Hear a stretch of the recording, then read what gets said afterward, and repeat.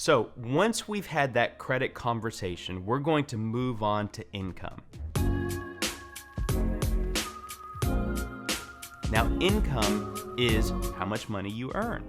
And listen, income can be a lot of different types, okay? It can be your employment income, like, hey, I earn a salary of 50 grand a year, or hey, I make 20 bucks an hour.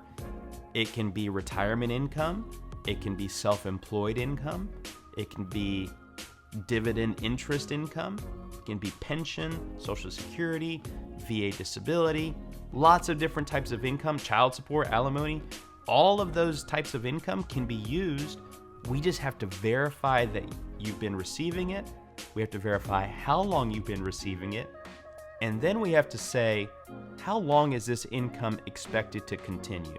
The rule book that we follow is if you're working and you're employed by somebody and you're getting a salary or you're getting paid hourly, we're going to assume that you're going to keep that job. A lot of times we'll send a one-page form to your employer and ask them to complete, what is your pay structure? How much have you earned? Are you expected to continue working there? When was your last raise? So there are ways that we can verify, your income in addition to getting your pay stubs and your W-2s and tax returns. So listen, based on the type of income that you earn, that's going to determine what type of documentation your lender is going to need to get you qualified. There are some cases where all we need is the last 30 days of pay stubs and last 2 years of W-2s. There are some where we have to get all of the tax returns, we have to get all of the schedules, like if you're self-employed and you file a Schedule C for that type of income, we're going to have to verify that you have filed those returns, if there were any taxes owed, that you paid them. So once we have all of the documentation of your income, then we start figuring out and calculating what income we can use to actually get you a loan. It's not as straightforward or simple as just saying, hey, I make $20 an hour, I work 40 hours a week. That's about a $40,000 annual income. That doesn't take into account overtime or other types of pay that you might be receiving. And those other types of pay are going to be averaged. We're going to average those typically over the last 1 to 2 years.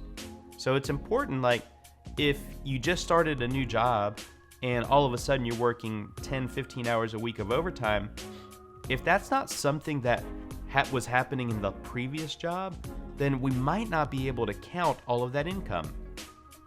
So when your lender is asking you, hey, how much do you earn? It's important that you differentiate and say, hey, I earn this per hour, this is my base pay, and I also work overtime, or I also get bonus, or I also get commission. We've talked about your credit and we've talked about income. So those two together are going to create your debt to income ratio. Debt to income ratio is what we use to determine how much house we can get you qualified for. So the way that we look at it is we take your annual income before taxes, okay, your gross pay, divide it by 12 for each month, and we come up with your gross monthly income.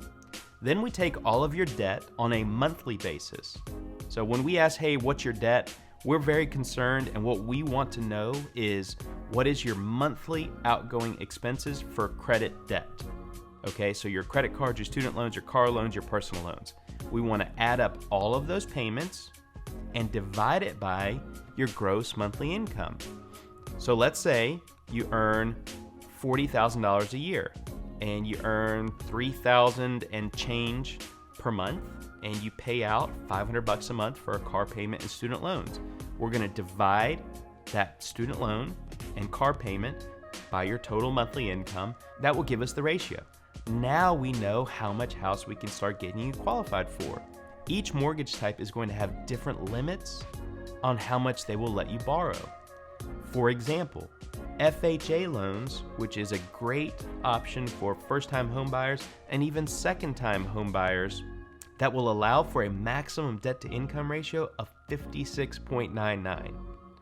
Now, listen, that might not mean a lot to you, but if you're looking at a conventional loan with a debt-to-income max of 45%, That could be the difference between buying a $200,000 house and a $235,000 house.